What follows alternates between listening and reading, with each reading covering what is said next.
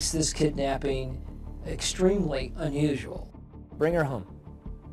Just bring her home. Sherry Papini adlı Amerikalı bir kadın, 2 Kasım 2016'da, Kaliforniya'daki evinin yakınlarında kayboldu. Bu kayboluşun arkasındaki şeytani plan ise, akıllara durgunluk verecek cinstendi. It's James. There's no way. There's no way.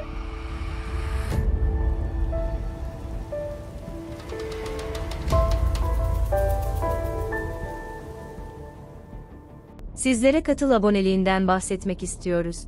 Vaka seçimi konusunda titiz davranmaya çalışıyor, yapılmamışı yapmak, farklı davaları işlemek için, ekibimiz ile birlikte, sürekli araştırmalara devam ediyoruz. Bu emeklerimizin karşılığını, sizlerden gelen yorumlarda görmek, bizleri fazlasıyla motive ediyor. Katıl üyeliğinde de alışılmışın dışına çıkıyor, 1. seviyeden itibaren, katıla özel video ayrıcalığını, sembolik bir bedelle sizlere sunuyoruz. 3 kademe olarak kanala üye olabilir, böylelikle, üyelere özel video ve videolar, yorumlara yanıt önceliği, istediğiniz vakanın araştırılması ve her videoda isminizin gösterilmesi gibi, farklı ayrıcalıklardan yararlanabilirsiniz. Bugün, Sacramento Nehri kıyısında yer alan bir şehre, Shasta'ya gidiyoruz. Sherry Papini, 11 Haziran 1982 tarihinde, Redding, Kaliforniya'da doğdu. Sherry'nin yaşadığı şehir, nadiren ulusal manşetlere çıkıyordu, ta ki birazdan anlatacağımız olay ile, ülkenin gündemine oturana kadar.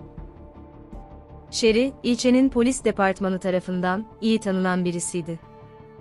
Çünkü, ailesinin banka hesaplarından izinsiz para çekme, aile üyelerine zarar verme gibi suçlardan karakolluk olmuş, uslanmaz bir tipti. Ailesi ise bazı durumlarda çaresiz hissetmiş ve onu ihbar etmek zorunda kalmışlardı. Sherry 2006 yılında Çavuş David Dreyfus ile evlendi. Sherry'nin ailesi, onların ilişkilerinin gayet güzel gittiğini düşünürken, Sherry tarafında işler öyle olmayacak, Dreyfus'un askeri statüsünü, sağlık sigortası almak için kullanacaktı. Bu evlilik çok uzun sürmedi ve 2 yıllık birlikteliğin ardından, 2008 yılında boşandılar. Bu ayrılığın ardından, Sherry'nin yeni bir aşka yelken açması, uzun sürmeyecek, ilk gerçek hislerini paylaştığı, lise aşkı, Keith Papini ile, aşkları yeniden alevlendi. Yıllar sonra tekrar birbirlerini bulmanın, aynı duyguları hissetmenin mutluluğunu yaşayan çift, sevgililik ve flört sürecini çok uzatmadılar ve 2009 yılında evlendiler. Kısa süre sonra 2 çocukları oldu, mükemmel bir aşk hikayesi ve mükemmel bir aileydi. Sherry'nin de çocuklarına ne kadar değer verdiği bilindiği için, arkadaşları ve ailesi tarafından, süper anne olarak adlandırılıyordu. Çocuklarıyla sürekli ilgilenen, günlük aktivitelerini planlamak için, erken kalkan bir anneydi. Ancak 2 Kasım 2016 tarihinde, bu mutlu aileyi bekleyen bir sürpriz vardı. Keith Papini, her zamanki gibi akşam eve döndü, heyecanlı çocuklarının, onu neşeli çığlıklarla karşılamasını bekliyordu. Ancak bunun yerine derin bir sessizlikle karşılandı. I saw our car there, and I opened the door expecting my son comes 100 miles an hour right at me.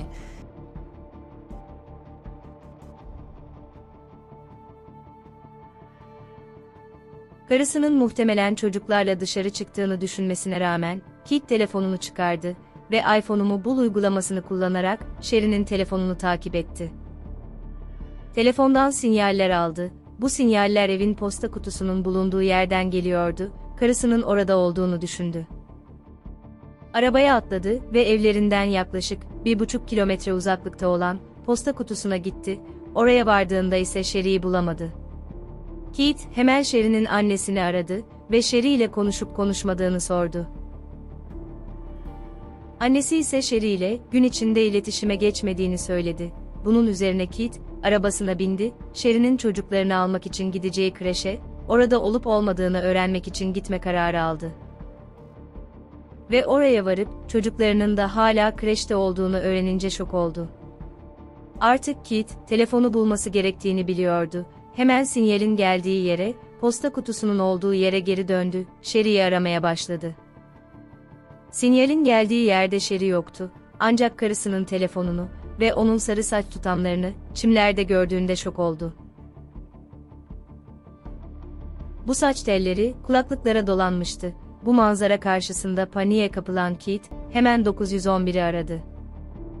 Tüm olanları, kendi arama hikayesini, olay yerine gelen polislere anlattı.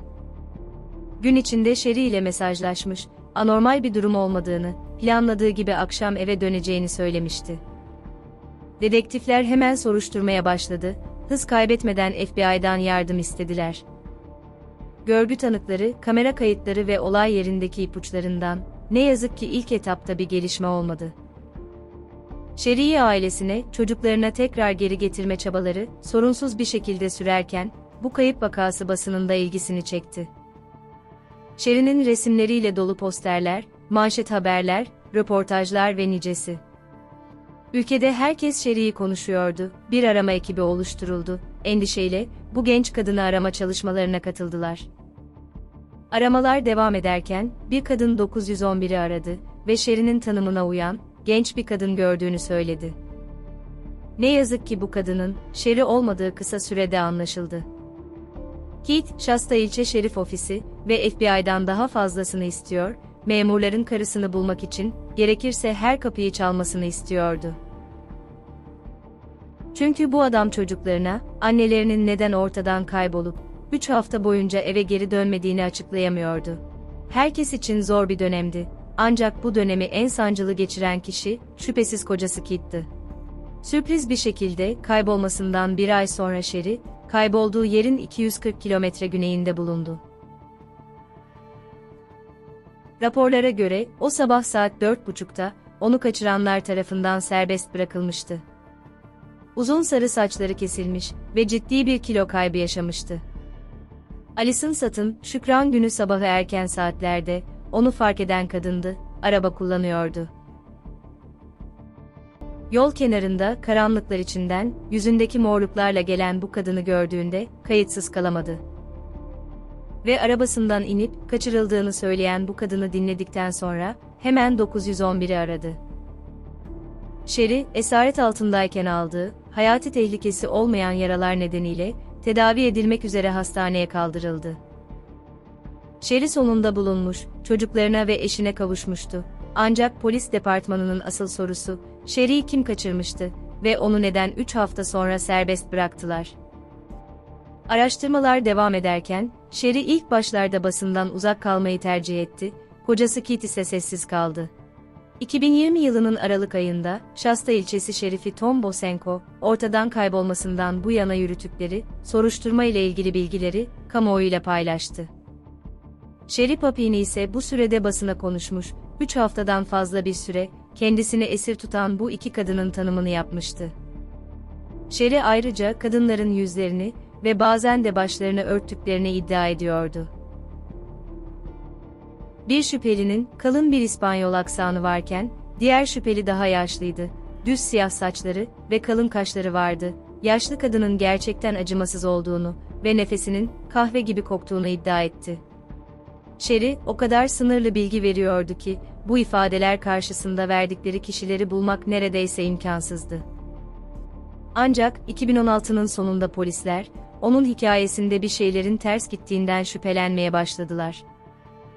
Sherry'nin olaylara ilişkin açıklamasında, mantığa oturmayan noktalar vardı. Ve bu şüphelerinde, haksız olmadıklarını kanıtlamaları için, neredeyse 3 yıl geçmesi gerekecekti. Bu kanıt, Sherry'nin yeniden ortaya çıktığı gün giydiği, eşofman altı ve iç çamaşırından alınmıştı. Eşofman altı ve iç çamaşırında, Sherry'nin kocasına ait olmayan, bir erkek DNA'sı vardı. Dedektifler, Mart 2020'de, ailesel DNA araması talep ettiler. Bu DNA testinin sonuçları dedektiflere ulaştı. Ve Sherry'nin eşofmanında bulunan bu DNA'nın, sistemde bir erkeğin akrabasıyla, nihayet eşleşmişti. Daha sonra bu akrabanın izini süren dedektifler, derinlere inip, Sherry Papini'nin eski erkek arkadaşı, James Reyes'i bulduklarında, nihayet olayı çözmeye yaklaştıklarını anladılar. Ve davayı çözmenin son adımı, James Reyes'in, evinin dışındaki çöpten bir şişe alıp, DNA karşılaştırması yapmak olacaktı. Test işlemini yapan NT laboratuvarı, şişeden elde edilen DNA'nın 10 Ağustos 2020'de Sherry'nin eşofmanında bulunan DNA ile kesin olarak eşleştiğini belirledi. Sherry'nin ortadan kaybolduğu gün, planı yapan eski erkek arkadaşı Reyes'e göre onu kiralık bir arabayla almaya geldi ve onu Costa Mesa'daki dairesine götürdü. Sherry ise kendini yaraladı, morluklar oluşturmak için kendine vurdu ve kollarını yaktığını söyledi. Ayrıca eski erkek arkadaşı, bazı yaralanmaların oluşmasına yardım ettiğini de itiraf etti. Reyes, sahte kaçırma sırasında ise cinsel birliktelik yaşamadıklarını iddia etti. Şükran gününden birkaç gün önce Sherry, Reyes'e çocuklarını özlediğini ve eve gitmek istediğini söyledi. Reyes, Şükran gününde onu Kuzey Kaliforniya'ya geri götürmeyi kabul etti ve Sherry'yi yola bıraktı. Bıraktıktan kısa bir süre sonra onu görecek kişi, Alison Sutton olacaktı. 3 Mart 2022 tarihinde Sherry, çocuklarının piyano kursundayken tutuklandı. Bir federal ajana yanlış beyanda bulunmakla suçlandı. I don't know. No, there's no way it's James. There's no way. There's no way. The DNA doesn't. Gözaltı sırasında timsah gözyaşları döken Sherry, suçlamaları reddetti. Polisleri, ailesini ve onu aramak için bir fon bile oluşturan gönüllüleri bu şeytani planıyla şaşkına uğratmıştı. Hepsinden önemlisi, arandığı sırada basına karşı gözyaşları döken kocasına ve dünyalar tatlısı çocuklarına bunu nasıl yaptı, neden yaptı? Sherry daha sonra $120.000 bir kefaletle serbest bırakıldı ve pasaportunu teslim etmesi söylendi, ayrıca bir psikiyatri programına katılması şart koşuldu.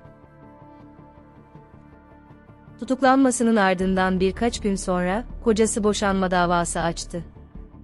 Eylül 2020'de ise Sherry, 18 ay hapis cezasına ve $300.000 para cezasına çarptırıldı.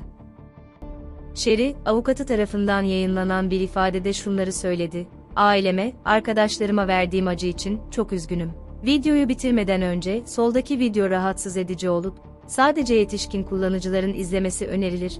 Sağdaki oynatma listesi ise sizler tarafından çok beğenilen videolardan oluşmaktadır."